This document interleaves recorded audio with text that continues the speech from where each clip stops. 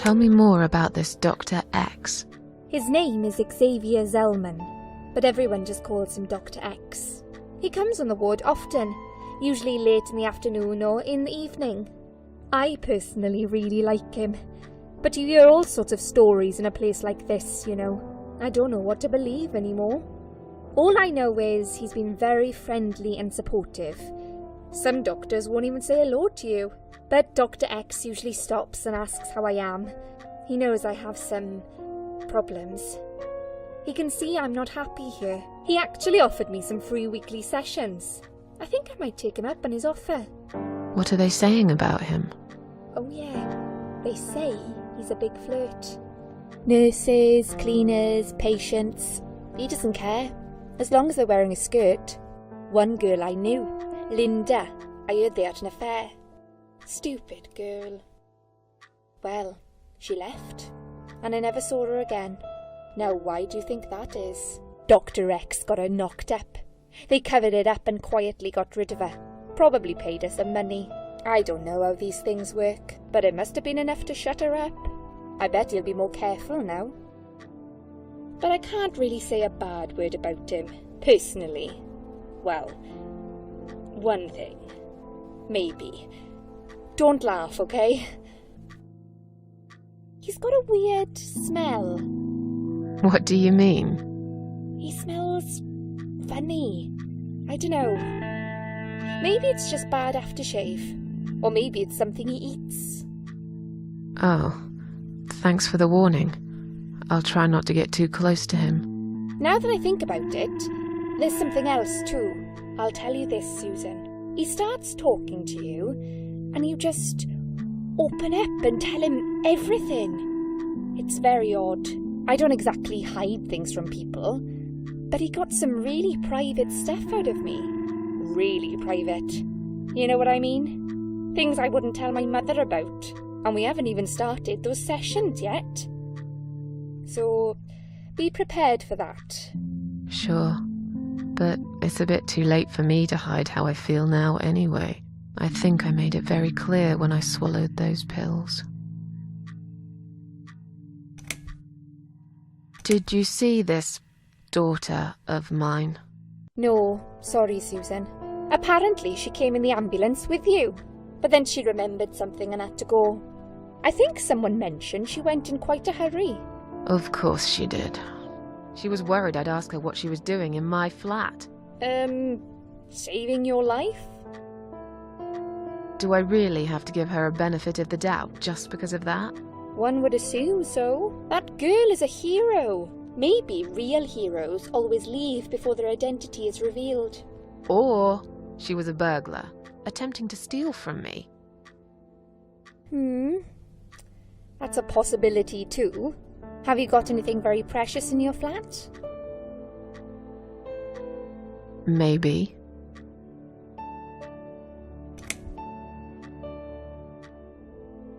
I'm tired. Let me sleep now. Fine. I'll see you again. Be careful who you trust here, Susan. They will be watching you. How do I know you're not one of them? You don't. But do I really look like a bad person to you? I don't know. Maybe not. I'll see you tonight. Remember what I said. Dreams are just dreams. But when they turn into nightmares, it's good to have someone there to pinch your arm and wake you up, right?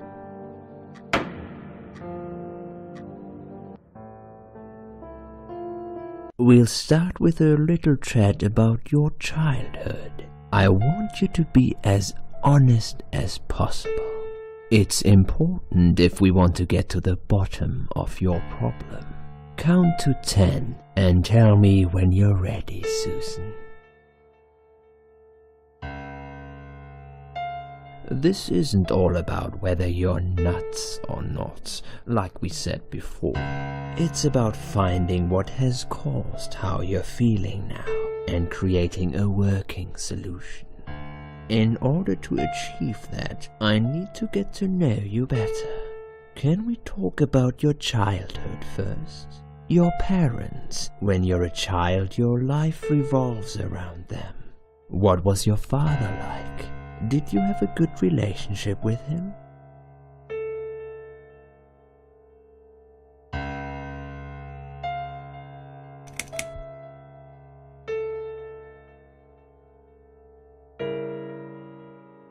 I was brought up without a father.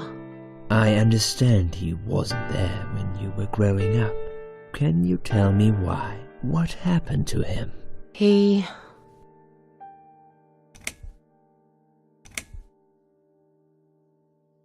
committed suicide. He was acting strange all week. Sometimes he wouldn't say a single word all day. Then he'd get very angry all of a sudden. Always about something silly that didn't really matter. I was 8. My 9th birthday was in a month. We had a gun in the house. A rifle. It was in a box on top of the wardrobe, so I couldn't reach it.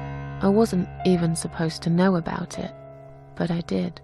I woke up one night when I heard some strange noises. I sneaked up to the living room and saw my father take the rifle out of the box. I followed him as he went downstairs to the cellar.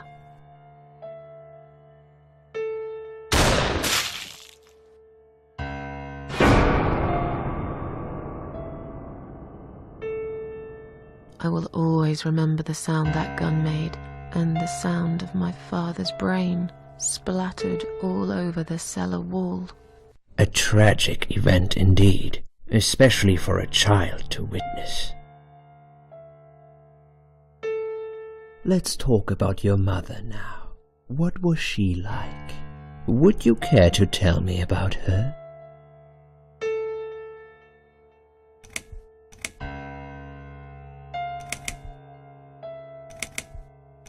I can't complain. My mum was great. She did her best to make up for the loss of my father. Me and her, we were like best friends, like soulmates. We did everything together. She passed away 7 years ago. Her forever broken heart finally gave up. But she did give me a wonderful childhood, despite everything that happened. I will always love her for that. Okay, I'm beginning to get a better picture. That's enough about your parents for now. Let's take 2 minutes and we will talk about something else.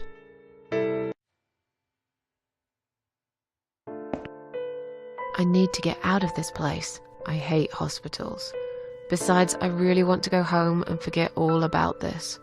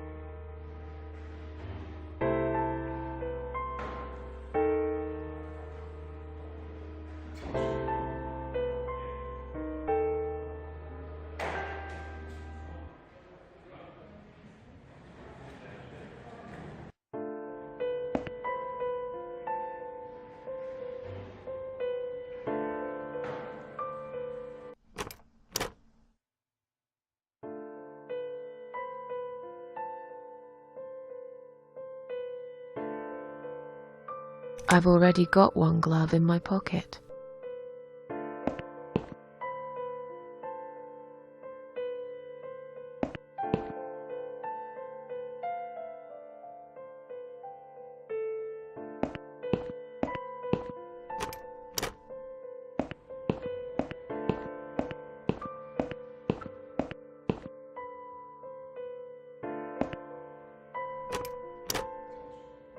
Hello? I guess I should wait my turn.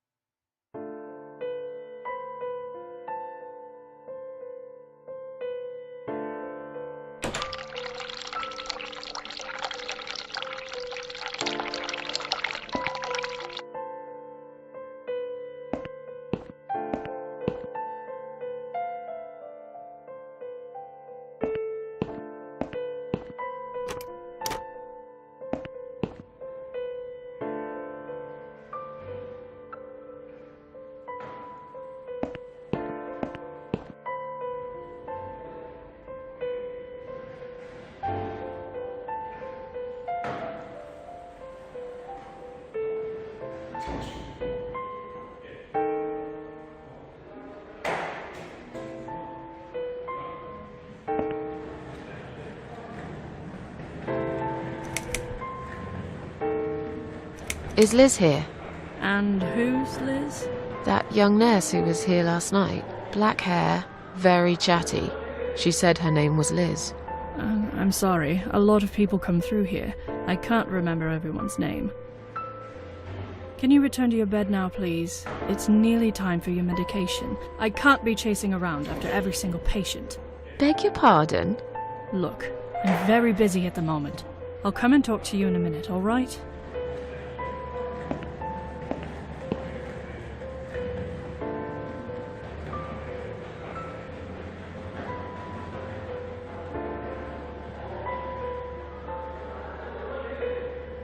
Please do not touch these. They are all confidential documents.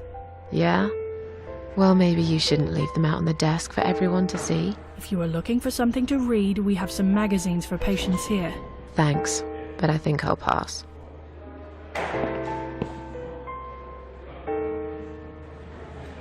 Please do not touch these. They are all confidential documents. I was only going to tidy up. I'm sorry, are you one of the housekeepers? Why did you dress up as a patient? I just can't stand mess, that's all. And there's no need to be sarcastic. Who's being sarcastic?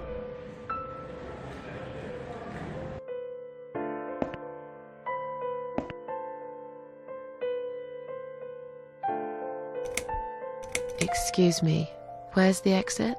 It's just down the corridor, ma'am. Thanks. I'll be on my way then. Can I see the discharge letter first? A discharge letter? What for? Some of our patients are under observation and aren't allowed out of the ward. For their own safety, of course. It sounds like we're prisoners here. It's for the patient's safety, ma'am. If you haven't been discharged by the doctors, I'm afraid I can't let you through. May I ask what your name is?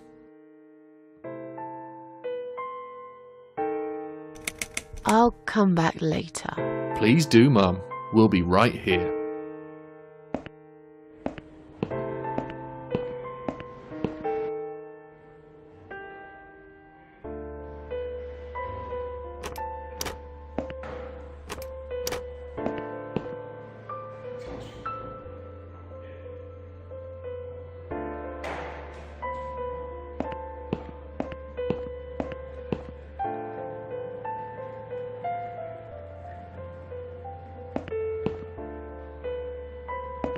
Hi, are you alright?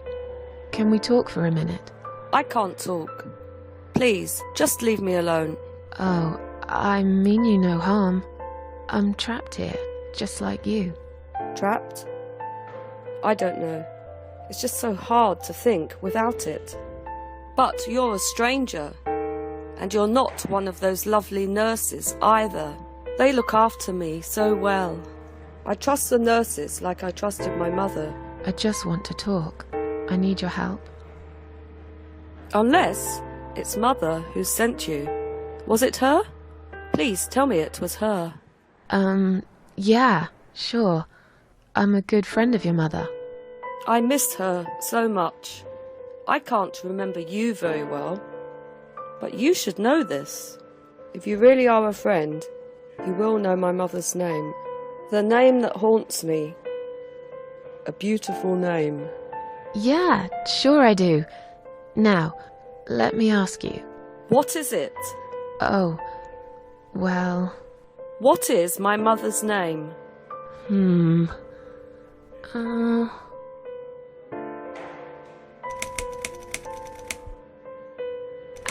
Burton.